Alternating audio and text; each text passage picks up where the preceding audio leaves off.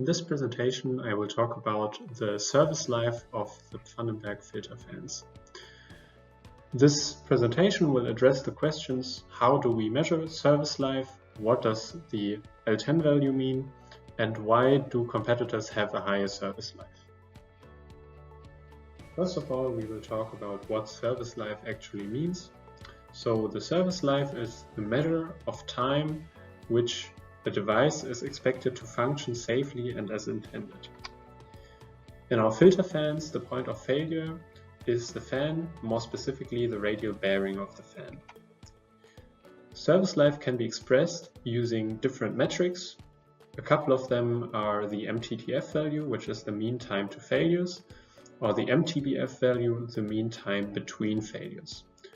Another one is the L10 value, which you might already be familiar with, which is the time at which 10% of the products fail. Of course, what this also means is that at this time, 90% of the fans still function. At Pfannenberg, we use the L10 value provided by our fan provider IBM Papst.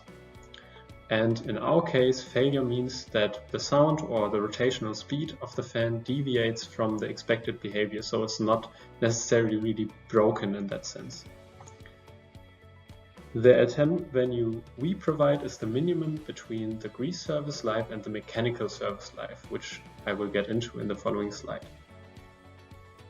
One aspect of the bearing service life is the mechanical service life, and this can be calculated using a standard, which is the DIN ISO 281. And it has two aspects. First of all, the nominal service life, which provides a rough estimation based on the bearing type, the load, and the rotational speed. And then it can also serve to provide a more specific calculation of the service life, which is called the extended service life, which also takes into account grease, installation, manufacturing, and material. For the grease service life, there is no standard as such. However, IBM Papst uses a paper published by the Association for Tribology. In case you were wondering, the tribology is the science of interacting surfaces in relative motion. So this association provides a sound basis for the calculation of the grease service life. In this case, it is dependent on the rotational speed, the bearing diameter, the grease, and the temperature, and it is actually the limiting factor in most cases. This is because fan bearings are not actually re-greased, and therefore the grease is usually what is the limiting factor.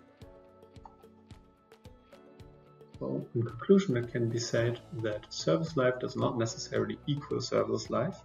In our case, we use a realistic practical value in the L10 value provided by our fan provider IBM Papst, which is the minimum between the grease service life and the extended mechanical service life.